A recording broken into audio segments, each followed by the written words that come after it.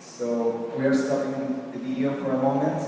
I would like to say that I had the honor to start this presentation, and I also am very honored to have worked with such a professional group. So thank you very much. Well, our topic is measures to prevent sexual violence and conflict. And I would like to start by mentioning that many of us might think that bisexual violence is a synonym of rape, or we may also think that this problem is new, or we may also think that it only happens in certain parts of the world. But well, let me tell you that none of all these things is true. Sexual violence does not only mean rape, it also means forced prostitution, genital mutilation, sexual slavery, among many other forms. This problem has existed since ever, but it has been recently directly addressed by the international community. And this issue can happen anywhere in the world, not only in certain places like in Africa, as many of us may think. So, regarding this, the problem of social violence was ignored during many years. Actually, it was until 2008 that the United Nations Security Council established a resolution in which they directly declared that sexual violence was a problem that needed an urgent attention from the international community, from national governments, and from NGOs. Since then, there's been many other resolutions, but this resolution, which was established in June 2008, created a lot of expectancy, and it was a very transcendental resolution. So, since then, the problem of the sexual violence has been mentioned in many other resolutions regarding the threats to international peace and security, children and armed conflict, peace and consolidation in Africa, among others. But basically, this resolution, as well as the resolution 1960 from 2010 from the same council, are the most transcendental and are the ones that set the norm to address this problem. So we're going to continue with the next participant, who would be Gaurav. So Gaurav, you have the floor. Thank you very much, Javier. You change the slide, I think. Okay, so this is, as Javier already mentioned, sexual violence can happen in any part of the world, but according to the map, you can also see that this happens in the northern part of Africa a lot, and also in Colombia and Russia as well. So, if you pay attention, this is areas not only where there's conflict zones, but also where women are somehow seen as objects, or they are not, the gender discrimination has reached its maximum level. That's why there is a higher level of sexual violence there.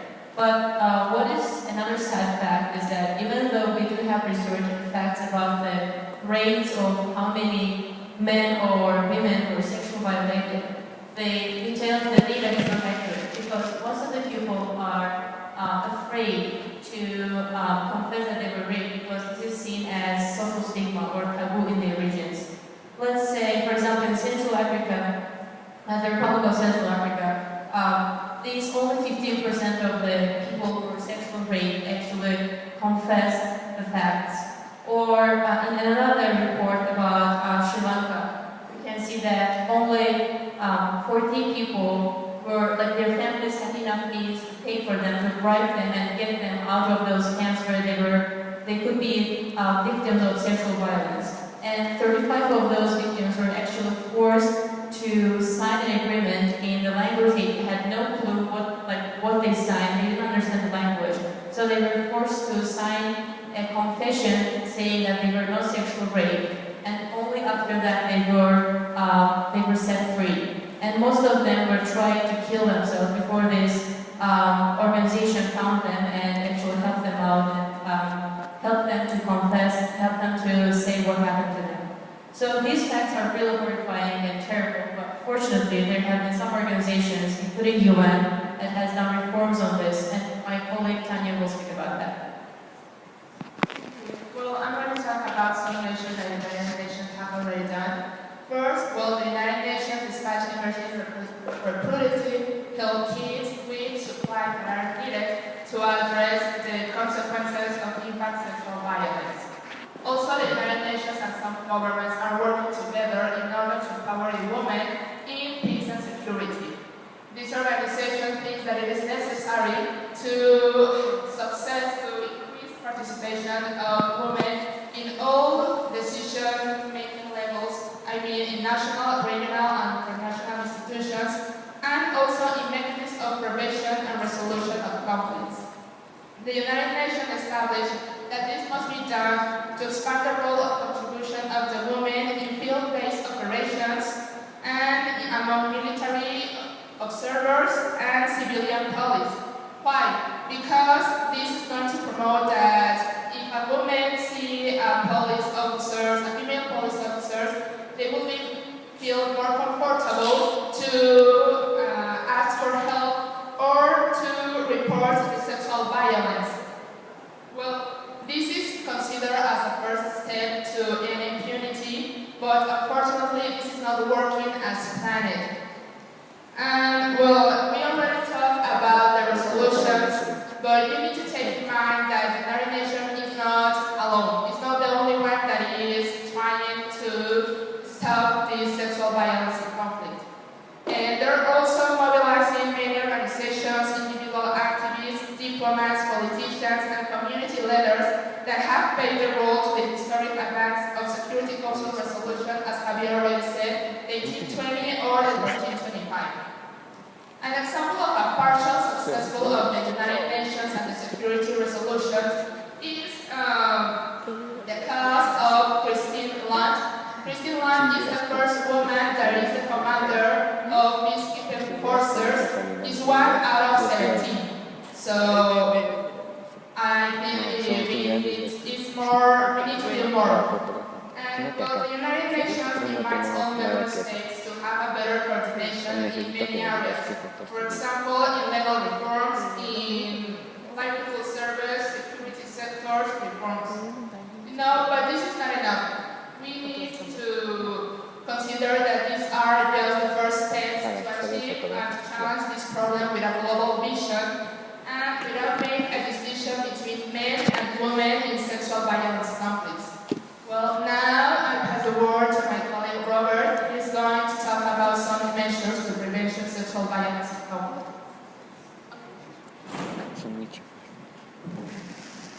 Hello everyone.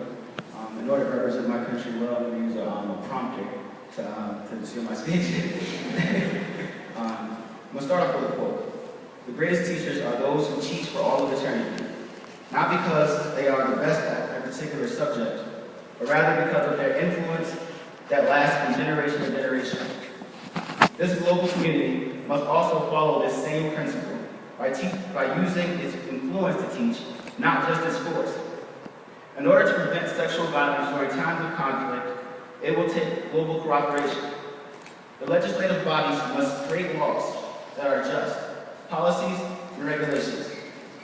The military and civil police must be educated to both protect each citizen from becoming victims of sexual violence and war as a means of war tactic, and to ensure that they do not become perpetrators of violence themselves. They must also be educated on how to report episodes of sexual violence to both the world and local municipalities in order to accumulate accurate depiction of this epidemic. Last but most certainly not least, the civil society must also empower themselves as a community. One must fight against evil, not accept it. In order to end sexual violence during times of conflict, there must certainly needs to be global cooperation. When the global community administers foreign aid with the goal to decrease sexual violence, that aid must be given as a categorical grant. Categorical grants are aid that is given with a specific target with specific aids. The grant is regulated by sectioning off the aid in parts to ensure that the goals are in process. The global community should not impose on local matters. However, since we are all citizens of humanity, the global community must assist in the efforts of ending crimes against humanity. Bobby Kennedy spoke on the ripples of hope. If one were to toss a stone in a body of water, the stone causes a temporary indentation in the water. It is the ripples that remain after the stone sinks. Our measures to prevent sexual violence are the ripples of hope. They lead to lasting solutions.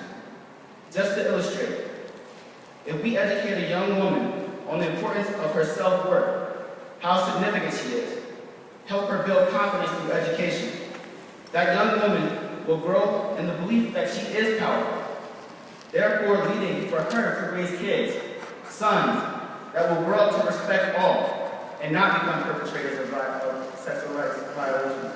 And now I'd like to pass the mic to my comrade, God, she was working on the focus of groundwork. Thank you, Rob. When we speak about sexual violence, we have to understand that both men and women can be victims. But I'm sure our dear audience will also agree that women are the majority of the victims here. Even in the peacetime, women are handicapped in that education or governance or civil society they are not well represented as much as men do. So according to UN agencies, in 1994 during the Rwanda genocide, between 100,000 and 250,000 women were victims of sexual violence, as well as 60,000 were raped in Yugoslavia in 1992 through 1995. So many types of people can actually be the perpetrators of the sexual violence, and many other actors can be the ones who will act for these women or men victims. There can be different campaigns, organizations, let's say Bring Our Girls Back or Act for the Sexual Violence. But also, as UN says, we have to help women strengthen the women empowerment, to help women be represented in the governance, in the civil society, to show them they can also be powerful. And to explain that being sexual victims are not the guilty ones. People who raped them, who were the perpetrators, were the ones who should be held guilty. Since we don't really have too much time, I'm going to be short on that, and I'll pass the word to our dear colleague Celia, who will speak about the Global Week on Sexual Violence that is being held in London now. And you've heard both Rob speak about the need for cooperation and collaboration with a number of different parties, from government to military to judiciary to civil society. And what you need to do to turn the aspirations of those disparate groups into practical actions to gather them together. And that's exactly what's being attempted in London this week. London is hosting the Global Summit Against Sexual Violence between the 11th and 13th of June. It's hosted by the British Foreign Secretary William Hague and the Special Envoy for the UN High Commissioner for Refugees, Angelina Jolie. It's the largest gathering ever brought together on the subject, with over 100 NGOs, 48 foreign ministers, 600 government delegates from 113 countries, and they estimate over 2,000 participants overall. As well as providing a forum for discussion of practical action, which we'll touch on in just a moment, the Global Summit also serves to focus global attention on an issue that is otherwise often hidden away. It raises public awareness of the issue, if only because of Angelina Jolie's participation, means the international media is watching. There is also a fringe running running alongside the summit, which is open to the public and includes theatre performances and talks and lectures by NGOs and experts in the field. The summit itself includes a youth day, an experts day and a ministerial day. The overall intention is to draw together the experts in the field and the public so that the world can unite with one voice in saying that sexual violence and conflict is not inevitable and will not be tolerated. Okay, I'm just going to pass over to my colleague. Thank you, Sylvia. Okay, so could you please go back to the other slide? That one.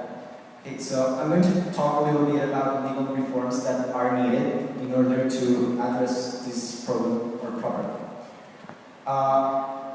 Well, as you know, it is a responsibility of the government of the state to punish or to take to international courts to the responsible ones of these crimes.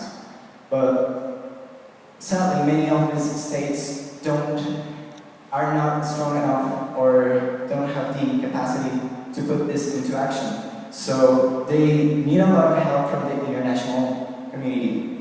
Therefore, there are legal reforms that need to be done in the international plane, but also in the national plane.